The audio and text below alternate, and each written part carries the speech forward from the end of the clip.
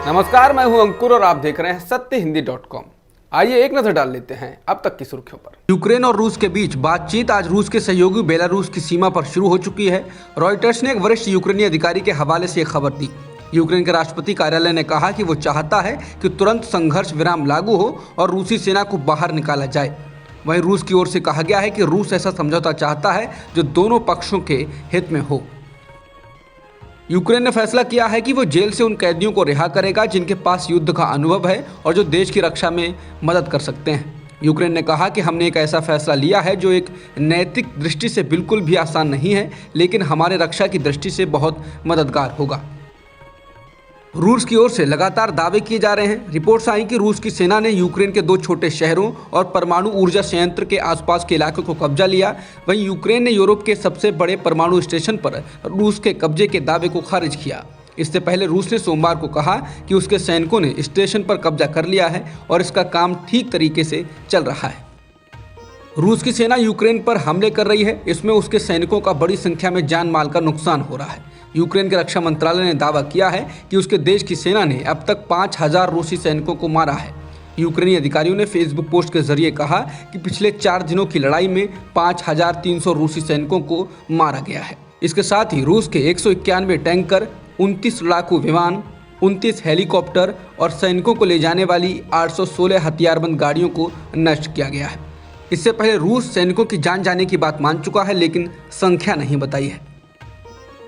Ukraine में फंसे हजारों भारतीयों की पीड़ा को लेकर राहुल गांधी, वरुण गांधी समेत विपक्षी दलों के नेताओं ने सरकार पर निशाना साधा है और उन्हें तुरंत वापस लाने को कहा है।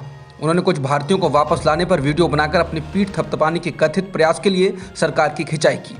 राहुल गांधी ने कहा कि सरकार को भारतीयों को वापस लाने की योजना बताना चाहिए और अपनों को इस तरह से नहीं छोड़ा जा सकता है।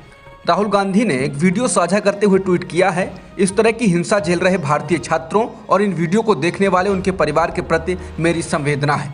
किसी भी अभिभावक को इससे नहीं गुजरना चाहिए। भारत सरकार को तत्काल विस्तृत निकासी योजना को फंसे हुए लोगों के साथ साथ उनके परिवारों के साथ साझा करना चाहिए। हम अपनों को ऐसे नहीं छोड़ सकते हैं। बीजेपी के सांसद वरुण गांधी ने यूक्रेन में फंसे भारतीयों की वतन वापसी को लेकर मोदी सरकार पर जोरदार हमला बोला।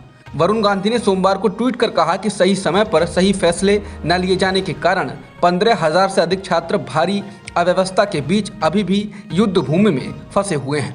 अपने बयानों के कारण बीजेपी और मोदी सरकार को मुश्किलों में डालते रहे वरुण गांधी ने कहा कि ठोस रणनीतिक और कूटनीतिक कार्रवाई कर इनकी सुरक्षित वापसी इन पर कोई उपकार नहीं बल्कि हमारा दायित्व है।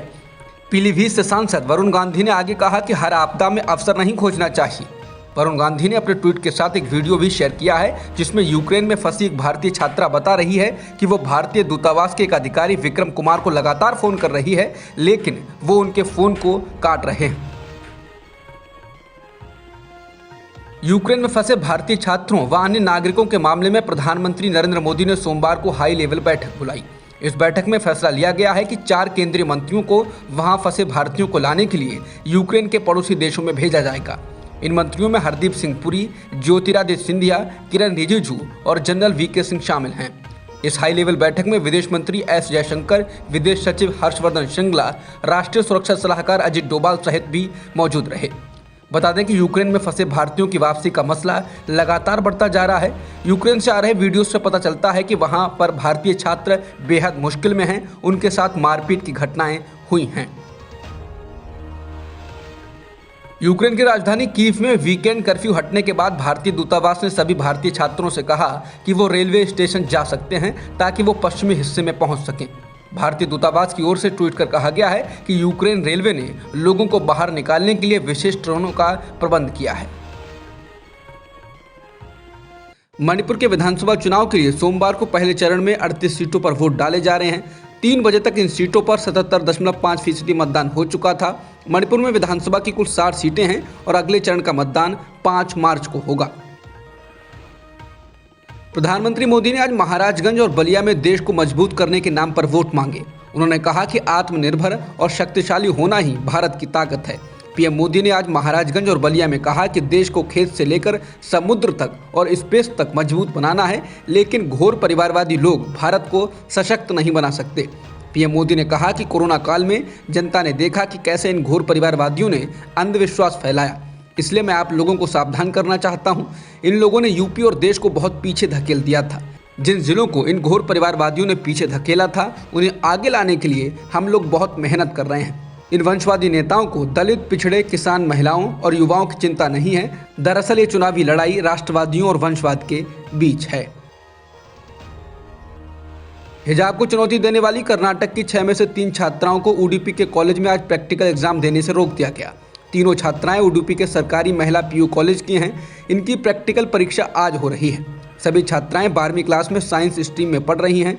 जिन छात्राओं को आज एंट्री देने से रोका गया, उनमें से एक ने मीडिया को बताया कि मैं अपनी प्रैक्टिकल बुक जमा करने और फिजिक्स की प्रैक्टिकल परीक्षा में हिस्सा लेने कॉलेज गई थी, लेकिन वहां लेक्चरर ने मुझसे कहा कि वो मेरी प्रैक्टिकल कॉपी तभी स्वीकार करेंगे जब मैं हिजाब हटा दूंगी।